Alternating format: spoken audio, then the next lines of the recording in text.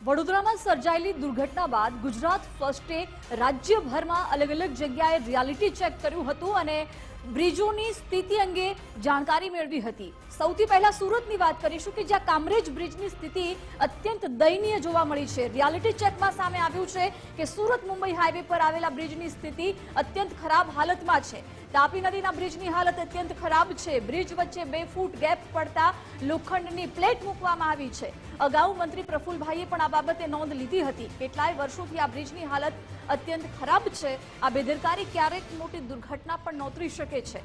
આ હાઈવે પરથી પસાર થાય છે મોટા ટ્રકો અને બસ, ત્યારે સવાલ એ છે કે શું તંત્ર કોઈ મોટી દુર્ઘટનાની રાહ જોઈ રહ્યું છે? ગંભીરા બ્રિજ જેવી મોટી દુર્ઘટના બાદ હવે તંત્ર ક્યારે જાગશે? નિર્દોષના ભોગ લીધા સિવાય શું તંત્ર કામ નહીં કરે, એ પણ એક સવાલ છે। સુરતના કામરેજ તાપી નદી ઉપર આવેલો નેશનલ હાઈવે 48નો જે બ્રિજ છે તે ગંભીર અવસ્થામાં જોવા મળી રહ્યો છે। દ્રશ્યો બતાવવાનો પ્રયાસ કરીશ। જે રીતે આ કામરેજ તાપી નદી ઉપર નેશનલ હાઈવે નંબર 48 ઉપર આ જે બ્રિજ આવેલો છે તે બ્રિજની દશા કંઈક આવી જોવા મળી રહી છે।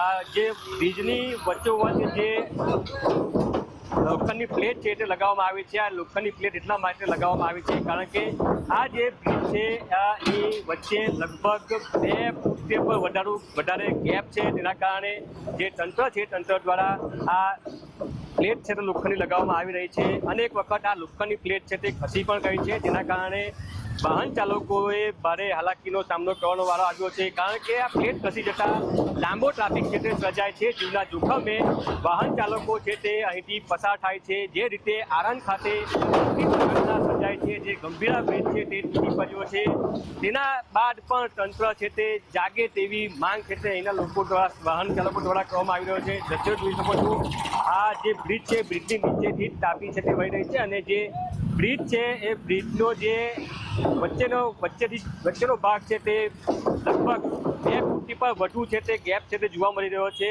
જે બ્રિજની નીચેનું જે પાણી છે તે પણ જોઈ શકાય છે। ત્યારે તંત્ર દ્વારા અહીં જે યોગ્ય મરામત જે કામગીરી કરવાની હોય તે ન કરવામાં આવતા જે વાહન ચાલકો છે તેમાં રોષ જોવા મળી રહ્યો છે। દ્રશ્યો આપ જોઈ શકો છો, જે રીતે આણંદ ખાતે મોટી દુર્ઘટના બની છે ત્યારબાદ પણ તંત્ર છે તે અહીં જાગતું નથી અને જે રીતે દ્રશ્યો જોઈ શકો છો, જે લોખંડની પ્લેટ છે તે લગાવવામાં આવી છે, અનેક વખત લોખંડની પ્લેટ છે તે ખસી ગઈ છે અને વાહન ચાલકો છે તે હાલાકી ભોગવવાનો વારો આવ્યો છે। ત્યારે હાલ પણ જે રીતે આણંદ ખાતે જે ઘટના બની છે, અનેક લોકોના મોત નીપજ્યા છે, લોકો છે તે ઇજાગ્રસ્ત થયા છે। ત્યારે જે રીતે આણંદ ખાતે આ જે દુર્ઘટના સર્જાય છે ત્યારબાદ જે તંત્ર છે તે સફાળું જાગે તેવી માંગ અહીંના લોકો અને સ્થાનિકો દ્વારા કરવામાં આવી રહી છે। ઉદય જાદવ, ગુજરાત ફર્સ્ટ, સુરત।